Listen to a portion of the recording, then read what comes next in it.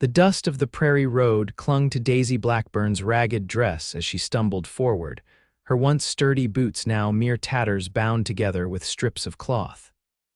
In her arms, she clutched a small bundle, her 6-month-old daughter, whose soft whimpers had grown weaker with each passing hour. It was 1874, and the Kansas Territory had shown no mercy to a widow traveling alone with a child. The horizon blurred through her tears as she spotted smoke rising from a chimney in the distance, a homestead that represented her last hope after 3 days without a proper meal. Daisy had never imagined she'd be reduced to begging. 8 months ago, she'd been a shopkeeper's wife in St. Louis with a comfortable home and a husband whose carpentry business had kept food on their table. Then typhoid had swept through, taking Thomas in less than a week, leaving her with nothing but debts, a newborn, and a brother's letter promising work in Colorado.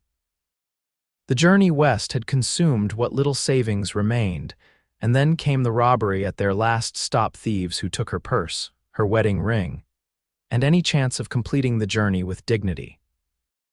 As she approached the homestead, a sturdy log cabin with a barn and corrals stretching behind it, Daisy felt the weight of her desperation. Pride had long since been sacrificed to necessity. A tall figure emerged from the barn, leading a chestnut horse, and Daisy forced her weary legs to move faster. "Excuse me, sir," she called, her voice cracking from thirst. "I don't mean to trouble you," but the man turned, revealing a weathered face beneath the brim of a worn cowboy hat. His eyes, a startling shade of blue against his sun-darkened skin, widened at the sight of her. He appeared to be in his early 30s, with broad shoulders and a certain wariness in his stance that spoke of hard-won caution. "Madam," he secured the horse to a post and approached slowly, as if afraid she might collapse. "Are you all right?" Daisy swallowed hard. "I'm sorry to impose, but my baby and I haven't eaten in days. We were robbed on the trail, and her voice broke as her little one began to cry. "I was wondering if you might spare anything. Even scraps would be a blessing." The man's gaze moved from her face to the bundle in her arms, his expression shifting from surprise to concern. "What's your name, madam?" "Daisy Blackburn, sir." He nodded, studying her with an intensity that made her want to shrink away, though there was no cruelty in his gaze, only assessment. "I'm Ethan Zachary," he replied after a moment. "This is my ranch." He glanced at the baby again, whose cries had weakened to whimpers. "How old is your little one?" 6 months, Daisy answered, unconsciously rocking the child. "Her name is Grace." Ethan seemed to reach some decision then. He removed his hat, revealing thick brown hair streaked with sun gold, and gestured toward the cabin. "Miss Blackburn, my table has room for one more, or rather 2 more. Come inside and sit before you fall down." Tears of relief sprang to Daisy's eyes. "Thank you, Mr. Zachary. I won't forget your kindness." "It's just Ethan," he said, awkwardly shifting his weight. "And there's a child involved. No decent man would turn you away." As he led her toward the cabin, Daisy noticed a small figure watching from the window, a child with the same striking blue eyes as Ethan. The pieces fell into place: the slight disarray of the cabin yard, toys scattered near the porch, and the uncertain manner of a man who clearly wasn't accustomed to helping strange women in distress. Ethan opened the door, calling out, "Sarah, we have guests. Can you put on the big pot?" A girl of about 8 years emerged from behind a chair, eyeing Daisy with undisguised curiosity.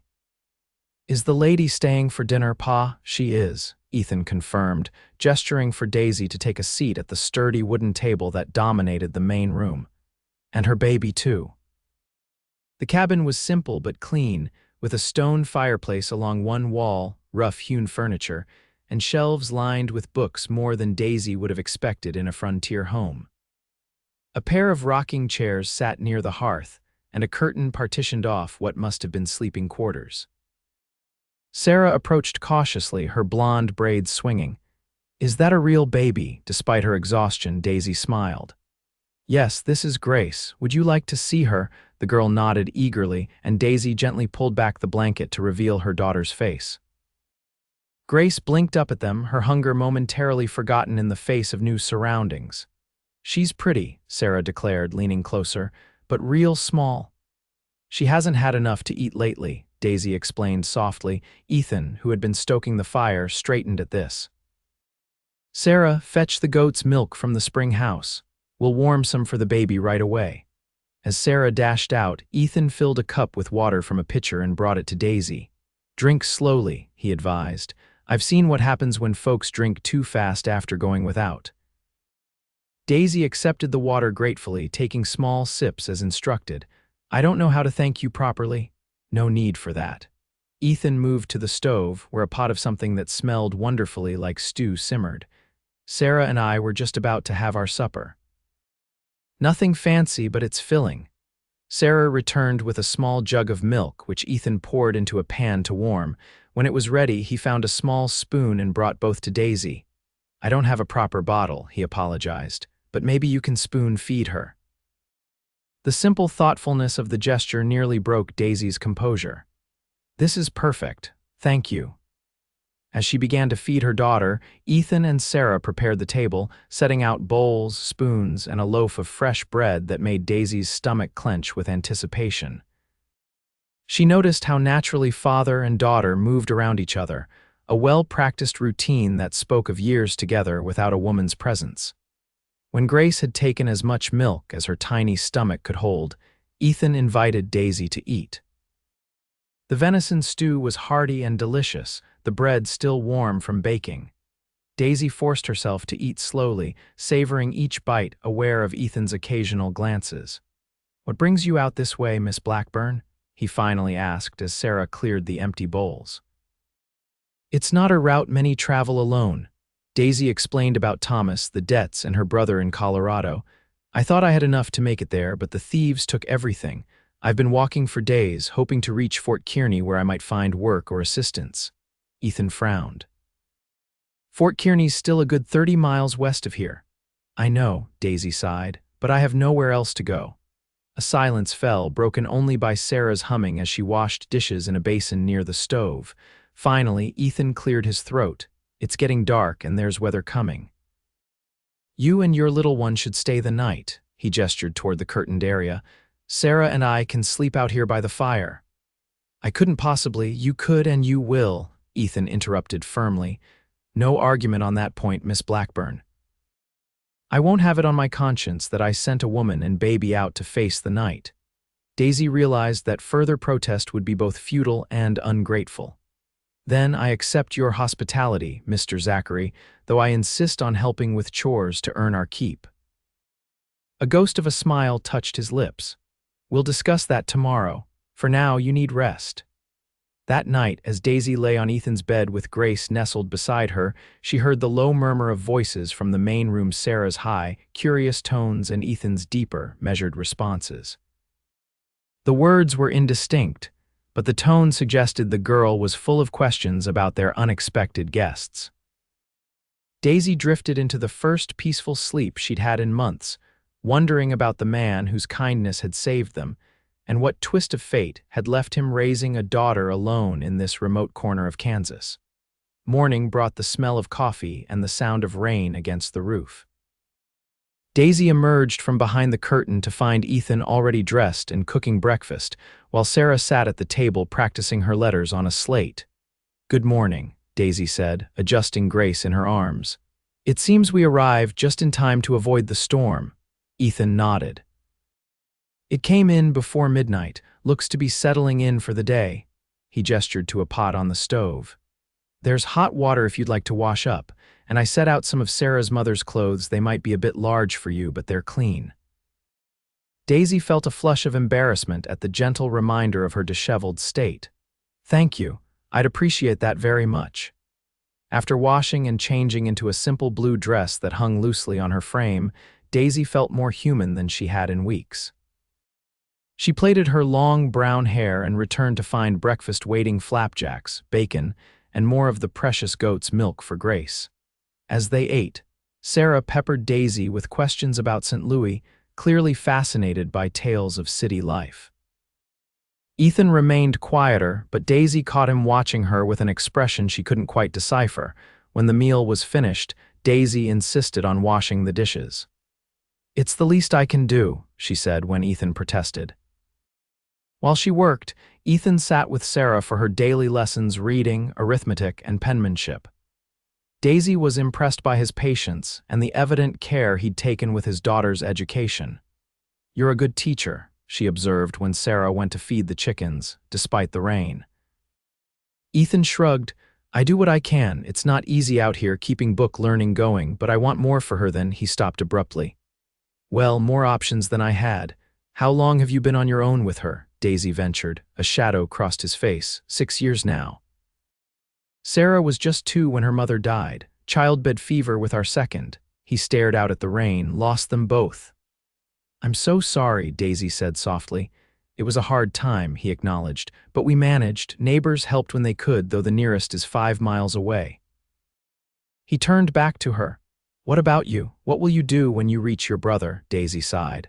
"I'm not entirely certain. He works at a mine near Denver. In his letter, he mentioned that the company town needs teachers, seamstresses, any sort of civilizing influence. I was hoping to open a small shop eventually, like my husband and I had in St. Louis." Ethan nodded thoughtfully. "It's a long journey to Denver from here, especially with winter coming on." "I know," Daisy admitted, "but I have no choice." The rain continued all day, trapping them indoors. Daisy made herself useful mending clothes she found in a basket by the fire, while Sarah proudly showed her a small collection of dolls. Ethan split his time between indoor chores and dashing to the barn to tend to the animals. By evening, when the rain finally slackened, Daisy had grown comfortable with the routine of the small household. She helped prepare dinner, rocked Grace to sleep, and even managed to teach Sarah a new stitch for her sampler. As they sat by the fire that night, Sarah asleep on a pallet nearby, Ethan surprised Daisy with a proposition. "I've been thinking," he began, his voice low. "The stage to Fort Kearney won't pass for another 2 weeks. Even then, winter's coming on hard and travel to Denver will be dangerous." Daisy nodded, her heart sinking at the reminder of the challenges ahead. "I have a suggestion," Ethan continued. "Stay here through the winter. There's plenty you could help with Sarah's lessons, household matters. Come spring, when travel is safer, I'll make sure you and Grace get to Denver properly." Daisy stared at him, stunned by the offer. "Mr. Zachary, that's incredibly generous, but I couldn't impose for months." "It's not an imposition," he insisted. "Truth is, Sarah could use a woman's influence. And I won't lie, having help with the cooking and such would be a blessing." He hesitated. "I can't offer much in the way of payment, but you'd have food, shelter, and safety for you and your daughter." The practical side of Daisy recognized the wisdom in his suggestion. Winter travel with an infant would be perilous and her funds were non-existent, yet pride made her hesitate. "I wouldn't want charity," she said carefully. Ethan's expression hardened slightly. "It's not charity when both sides benefit, Miss Blackburn. You need a safe place for the winter." "I need help with Sarah and the household. It's a fair exchange." Put that way, the arrangement seemed more acceptable. "I would need to write to my brother," she said, "so he doesn't worry. Next supply wagon passes in 3 days. We can send a letter then." Daisy took a deep breath. "Then I accept your offer, Mr. Zachary. Through the winter only?" "Ethan," he corrected. "If you're staying that long, I think we can dispense with formalities." "Ethan," she agreed, "and you must call me Daisy." He nodded, the firelight casting shadows across his features. "Then it's settled." The next morning, Sarah's delight at the news was unrestrained. She danced around the cabin, already planning all the things she would show Daisy and the games they could play. Ethan watched with a small smile that softened his weathered features. "I haven't seen her this excited since Christmas," he confided to Daisy as they watched the girl skip outside to gather eggs. "Children are resilient," Daisy observed. "And adaptable, more so than adults, I think." Ethan's gaze shifted to her. "You've adapted well enough. A month ago you were a city shopkeeper's wife. Now you're on a cattle ranch in Kansas, agreeing to winter with strangers." "Not strangers anymore," Daisy pointed out, "and necessity is a powerful motivator." The days quickly fell into a rhythm.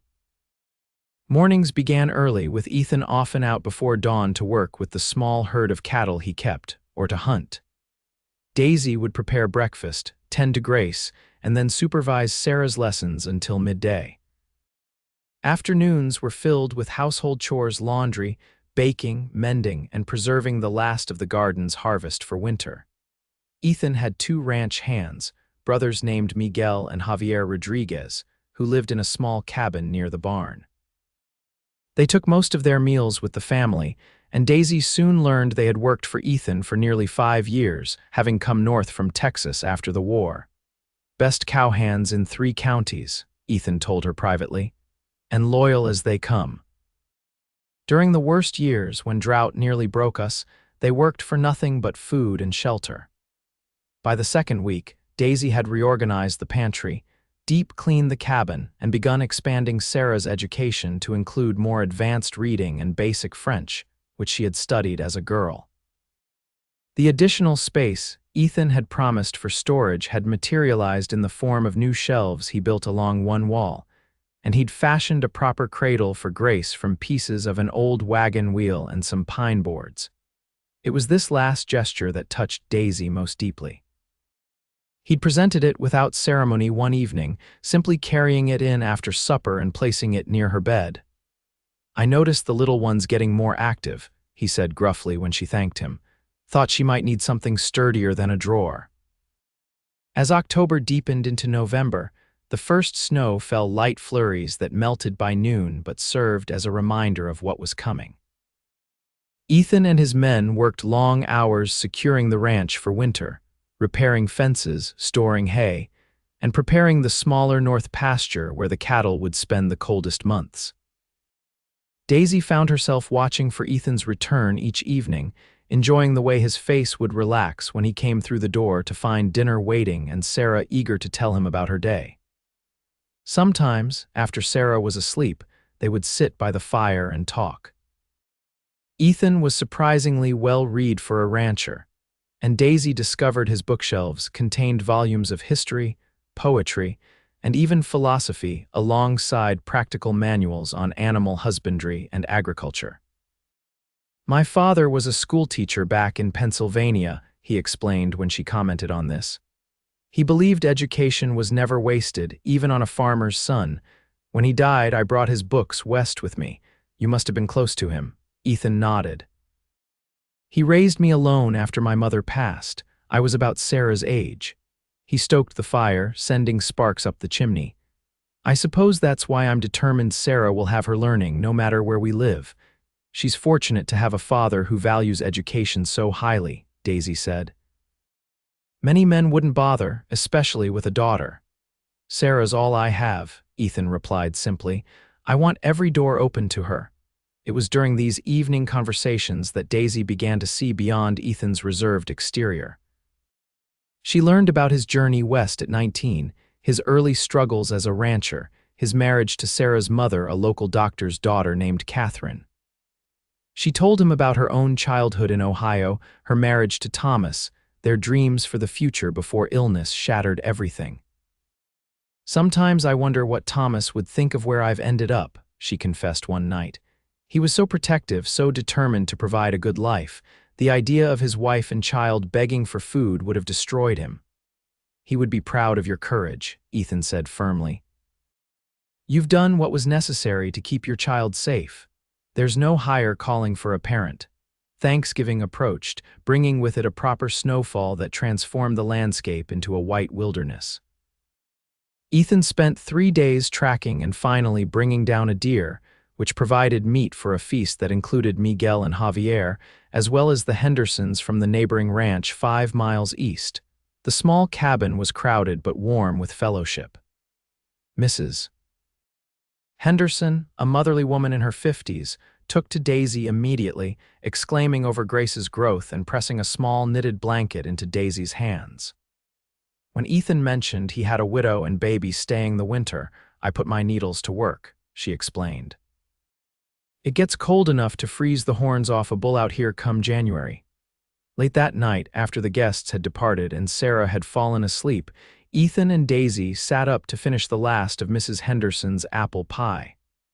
"The Hendersons seem like wonderful people," Daisy observed. "Salt of the earth," Ethan agreed. "Tom Henderson gave me my start in ranching, sold me my first 3 heifers on credit when no bank would touch me." He smiled at a memory. And Martha practically moved in after Catherine died, stayed 6 weeks getting Sarah and me sorted out. It's good you weren't completely alone. No man is an island, Ethan quoted softly, though I felt like one often enough. Something in his tone made Daisy look up sharply. Their eyes met across the table, and for a breathless moment, something unspoken passed between them. Then Grace whimpered from her cradle, breaking the spell. As December settled in, the weather grew harsher.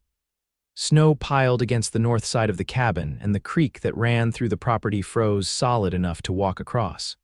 Trips to town became rare, limited to absolute necessities. Inside the cabin, however, warmth and light prevailed. Daisy had taken to reading aloud in the evenings, first children's stories for Sarah, then chapters from Dickens or Austen after the girl was asleep. Ethan would listen while cleaning his guns or carving small wooden animals for Sarah's collection. Christmas preparations began 2 weeks before the holiday. Sarah was beside herself with excitement, especially when Ethan brought home a small pine tree to decorate. Daisy taught her to string popcorn and cranberries, while Ethan produced a box of treasured ornaments from the attic, delicate glass balls, and painted wooden figures that had belonged to Catherine's family. "We haven't used these since," he began, then stopped. It seemed too much trouble with just Sarah and me. Daisy understood what he didn't say. Some traditions were too painful without the right people to share them. On Christmas Eve, as snow fell in thick, silent curtains outside, they gathered around the decorated tree. Sarah hung stockings for everyone, even making a tiny one for Grace and Ethan read the Nativity story from the family Bible. As Sarah dozed off on the rug, Daisy and Ethan quietly placed small gifts under the tree. Wooden toys Ethan had carved, warm mittens Daisy had knitted from leftover yarn, peppermint sticks and oranges from the last supply wagon. "I wish I had something special for you," Daisy said softly. "After all you've done for us." Ethan looked at her, his expression uncharacteristically open. "You've brought light back into this house, Daisy. That's gift enough." Christmas morning dawned bright and cold. Sarah woke everyone with her excited squeals, and even Grace seemed to understand that something special was happening. The day passed in a glow of contentment. Presents opened, a special breakfast of cinnamon rolls, snow angels made in the yard despite the biting cold. That evening, after Sarah had played herself to exhaustion with her new toys, Ethan beckoned Daisy to follow him outside. The night was crystal clear, stars blazing in the black sky, the snow reflecting their light until the world seemed almost as bright as day. "I have something for you," he said, producing a small package wrapped in brown paper. "It's not much, but—" Daisy unwrapped it carefully to find a small wooden box with a hinged lid, exquisitely carved with roses and vines. Inside, nestled in a scrap of velvet, lay a silver locket. "Ethan, I can't accept this," she breathed. "It's too fine." "It was my mother's," he explained. "I've kept it all these years, thinking someday Sarah might want it, but I'd like you to have it now." He hesitated. "For remembrance when you've gone on to Colorado in the spring." The mention of her departure, still months away but inevitable, sent an unexpected pang through Daisy's heart. She had grown comfortable here, secure in the rhythm of ranch life, fond of Sarah, and increasingly aware of Ethan as more than just her benefactor. "I'll treasure it," she promised, blinking back tears as she fastened the locket around her neck. They stood together in the snow, neither quite ready to return to the warmth inside, both conscious of something shifting between them. January brought the harshest weather yet. For days, blizzards howled around the cabin, forcing even the short trip to the barn to become a dangerous expedition. Ethan rigged a guide rope from the door to the outbuildings, and they took turns checking on the animals. During one particularly fierce storm, Ethan didn't return from the evening check. After an hour, Daisy began to worry. After 2, with the wind shrieking like a banshee, she bundled up, left Sarah with strict instructions to bar the door behind her, and followed the guide rope to the barn. She found Ethan inside, pale and shivering, a gash on his forehead. He'd slipped on ice while checking the hayloft and knocked himself half senseless. The storm had intensified so quickly that he'd decided to wait it out rather than risk the trip back, but the barn was barely warmer than outside. "You stubborn man," Daisy scolded as she helped him to his feet. "You could have frozen to death out here." Together they staggered back to the cabin, where Sarah gasped at the sight of her father's bloodied face. Daisy cleaned and bandaged the wound, then insisted Ethan sit wrapped in blankets by the fire while she prepared hot broth. Later, when Sarah was asleep, Ethan caught Daisy's hand as she passed. "Thank you," he said simply. "Not many would have braved that storm." "Not many would have offered their table to a beggar woman and her baby," she replied, his fingers tightened around hers. "I've never once regretted that decision." The storm raged for 3 more days, during which Ethan developed a fever from his injury. Daisy nursed him through it, applying cold compresses to his forehead and making sure he drank plenty of willow bark tea. In his fevered state, he sometimes called her Catherine, a slip that twisted Daisy's heart even as she understood it. When the fever broke on the 4th day, Ethan was weak but clear-eyed. He found Daisy dozing in a chair pulled up beside his bed, her hand still resting on his arm. "You've been here all night," he said, his voice rough. She startled awake. "You were restless." "I wanted to be sure you were all right, Daisy." The way he said her name, soft, almost reverent, made her breath catch. "I need to tell you something." But whatever he intended to say was interrupted by Sarah bursting in with news that the storm had finally stopped. February brought a brief thaw, enough that Ethan and his men could check on the herd and bring supplies from town. Daisy used the opportunity to send another letter to her brother, explaining her situation and her plans to continue to Denver in the spring. As she sealed the envelope, she realized her description of life on the ranch had taken up nearly 4 pages, while her questions about Denver and her future there filled barely half a page. The implication wasn't lost on her, but she pushed the thought aside. This arrangement was temporary, a kindness offered and accepted, nothing more. Yet she couldn't deny that something had changed during Ethan's illness. The vulnerability he'd shown and the care she'd given without hesitation had created an intimacy between them that neither quite knew how to address. They fell back into their routine, but there were new undercurrents. Ethan's hand would linger when passing her a dish at dinner. Daisy would find herself watching him as he worked, admiring the strength and purpose in his movements. They gravitated toward each other in the evenings, sitting closer by the fire than was strictly necessary. Sarah noticed, of course. Children miss little, especially changes in the adults they depend on. One afternoon, as Daisy was teaching her to make bread, the girl asked with characteristic directness, "Do you like my pa, Miss Daisy?" Daisy nearly dropped the flour scoop. "Of course I do." "Your father is a very kind and honorable man." Sarah kneaded the dough with more vigor than finesse. "I mean, do you like him the way Ma liked him? Mrs. Henderson says a man shouldn't be alone too long, and Pa's been alone a real long time.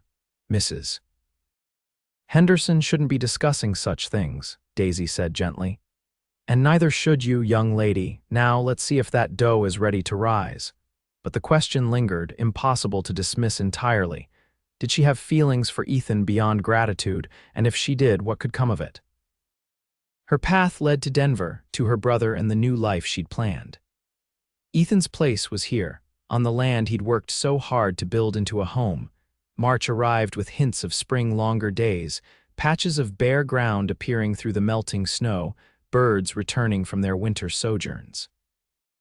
Daisy began inventorying her meager possessions, mentally preparing for departure, though no specific date had been discussed. One evening, as they sat by the fire, Ethan broached the subject that had been hovering unspoken between them.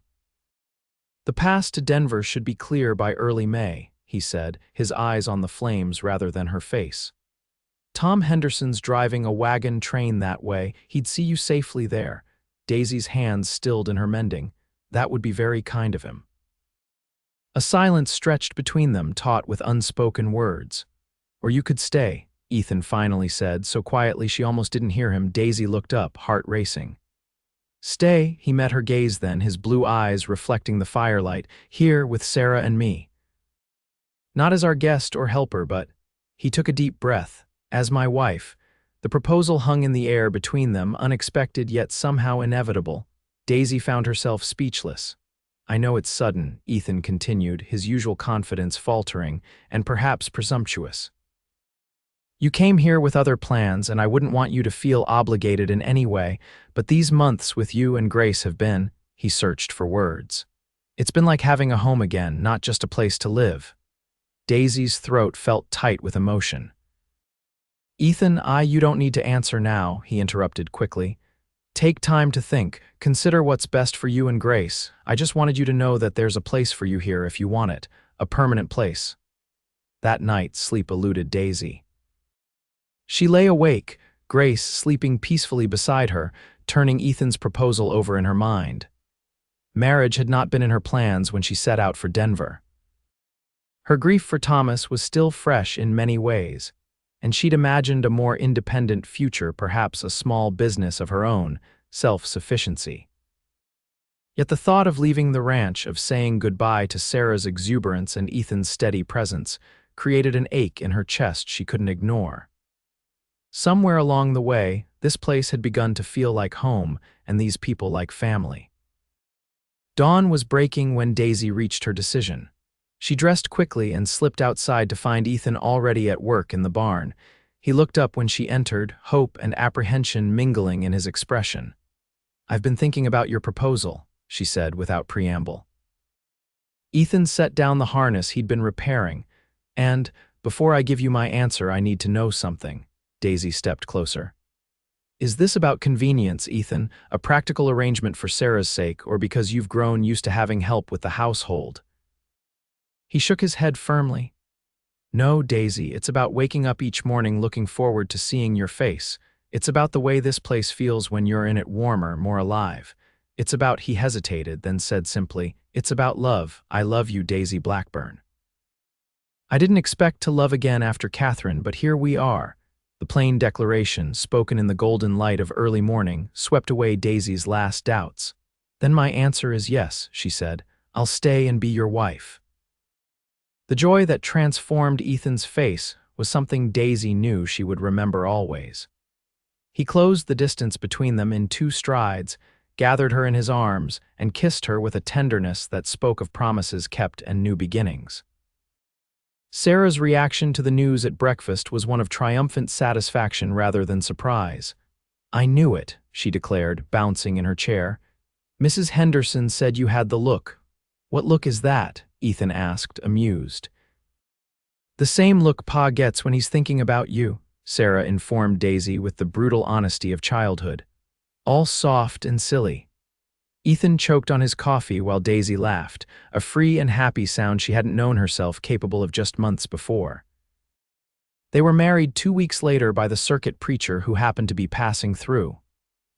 The ceremony took place in the cabin, with the Hendersons, Miguel and Javier, and a few other neighbors as witnesses. Sarah served as both flower girl and ring bearer, while Grace, now crawling and babbling, watched from Mrs. Henderson's lap. Daisy wore a dress of deep blue that Martha Henderson had helped her make, with the silver locket as her only adornment. Ethan had splurged on a new shirt and had even let Sarah trim his hair and beard for the occasion. The vows were simple, the celebration afterward modest but joyful. As the last guests departed and Sarah finally succumbed to exhaustion, Ethan and Daisy found themselves alone by the fire, husband and wife. Happy, he asked, drawing her close. More than I ever thought possible again, she answered honestly. When I knocked on your door that day, I was only hoping for a meal and perhaps a corner of the barn to sleep in. I never imagined that you'd end up with a husband, a ready-made daughter, and a ranch in Kansas, Ethan finished with a smile. That I'd find a second chance at happiness, Daisy corrected. For me and for Grace. They sealed this understanding with a kiss that held both tenderness and passion, a beginning rather than an ending. Spring unfurled across the prairie, painting the land in wildflowers and fresh grass. Calving season kept Ethan and his men busy from dawn until dusk, while Daisy planted a larger garden than the ranch had seen in years. Sarah thrived under the combined guidance of both parents. and Grace took her first tottering steps in the yard, squealing with delight as chickens scattered before her. Daisy wrote to her brother explaining her change in plans, and received an enthusiastic reply with promises to visit when the mine gave its annual furlough. Life settled into a new rhythm, different from what either Ethan or Daisy had known before, but somehow perfect in its imperfection. Summer brought its own challenges. Drought threatened the hay crop, and a mountain lion took 3 calves before Ethan and Miguel tracked and killed it. But there were joys too. Sarah's 9th birthday celebrated with a special trip to town for store-bought candy, Grace's first clear words, Mama and Sarah. Though Papa wasn't far behind, evening swims in the creek during the hottest days. On the anniversary of the day Daisy had first arrived at the ranch, Ethan presented her with a gift, the deed to the property, amended to include her name alongside his. "This is your home now in every way," he said. "What's mine is yours officially." Daisy traced the letters of her new name on the document, Daisy Zachary, co-owner of the Bright Hope Ranch. "I never thought I'd have this again," she admitted. "Land, a home, a family. And I never thought I'd find someone who could fill the empty spaces here," Ethan replied, glancing around at the cabin that no longer felt too quiet or too large. "You've made this place whole again, Daisy, you and Grace both." Later that evening, as they sat on the porch watching fireflies rise from the grass while Sarah chased them with a glass jar, Daisy rested her head on Ethan's shoulder. "Do you ever wonder what might have happened if I hadn't stopped here that day?" she asked. "If I'd chosen another homestead or none at all," Ethan's arm tightened around her. "I try not to think about it, the idea that we might have missed each other by a mile or a day." He shook his head. "Some things are meant to be, I believe. You were meant to knock on this door. And you were meant to say those words, 'My table has room for one more.'" "Best words I ever spoke," Ethan said softly, "though I do comes in a close second." As darkness fell completely and Sarah's excited chatter gave way to sleepy yawns, Daisy reflected on the strange, winding path that had brought her here from comfortable city life to desperate wanderer to beloved wife and mother. Grief had led her west, but love had given her reason to stay. They put Sarah to bed, checked on Grace, and retired to their own room, no longer separated by curtains or propriety, but joined in the intimacy of marriage. As Ethan drew her close beneath the quilt, Daisy offered silent thanks for hunger, for desperation, for the courage to ask for help, and for the man who had seen not a beggar but a woman worthy of a place at his table and ultimately in his heart. Years passed, marking their lives with the natural rhythm of the seasons. The ranch prospered under their combined efforts. Ethan expanded the herd and built a larger barn. Daisy started a small business selling preserves and honey in town. Sarah grew into a thoughtful young woman with her father's eyes and a love of books that would eventually lead her to teaching. Grace became a lively child with her mother's determination and a special way with animals that made her Ethan's shadow during ranch work. Their family grew too. A son, Thomas Ethan, arrived on their 2nd anniversary, a sturdy boy with his father's build and a laugh that could lighten the darkest day. 2 years later came Emma Catherine, named for both grandmothers she would never meet, but whose legacies lived on in the home their children had built. There were hard times, of course. The winter of '79 nearly broke them, with blizzards that lasted weeks and temperatures cold enough to freeze cattle where they stood. The summer of '81 brought drought so severe that they were forced to sell half the herd just to keep water and feed for the rest. Scarlet fever swept through in '83, taking neighbors and nearly claiming Sarah before she rallied. But through it all, the foundation remained solid. A love born of kindness offered and accepted, of respect earned and trust given, of 2 broken people who had found in each other not just survival, but joy. On their 10th anniversary, with children playing in the yard of a house that had expanded along with the family, Ethan and Daisy stood on the porch surveying their domain. "Did you ever imagine this?" Daisy asked, gesturing to the thriving ranch, the fields of wheat and corn they'd added, the orchard just beginning to bear fruit. the new schoolhouse visible in the distance where Sarah now taught. Ethan shook his head. After Catherine died, I could barely see past the next day, much less years ahead. I was just trying to keep Sarah fed and safe. He looked at Daisy, the years having added character to his face but never diminishing the warmth in his eyes when he gazed at her. You changed everything. We changed everything, she corrected. Together. From the yard came the sound of children's laughter as Thomas chased Emma with a frog, while Grace, now a leggy 7-year-old, supervised from her perch on the corral fence. Sarah, home from her teaching duties for the weekend, was reading under the big oak tree they'd planted the year after the wedding. "Do you ever regret not going to Denver?" Ethan asked, a question he'd never voiced before. Daisy considered it seriously before answering. "No," she said finally. "I think about the life I might have had there, sometimes perhaps more independent, certainly different. But regret? Never." She took his hand, the years of ranch work evident in both their calloused palms. "This is where I was meant to be." In the distance, the sun began its descent, painting the Kansas sky in shades of gold and crimson. Ethan drew Daisy closer, pressing a kiss to her temple. "My table had room for one more," he murmured, "but my heart had room for so much more than I knew." Daisy smiled, leaning into his embrace as they watched their children play in the lengthening shadows. From begging at a stranger's door to this abundance of love and purpose, it was a journey neither could have foreseen, but one they would choose again without hesitation. The ranch would stand for generations, passing to their children and grandchildren, a testament to what can grow from the simplest act of kindness. A meal offered to a hungry stranger and the courage to accept it. But that evening, as the first stars appeared in the darkening sky, all that mattered to Ethan and Daisy was the present moment, this home, this family, this love that had begun with the words that changed everything. "My table has room for one more."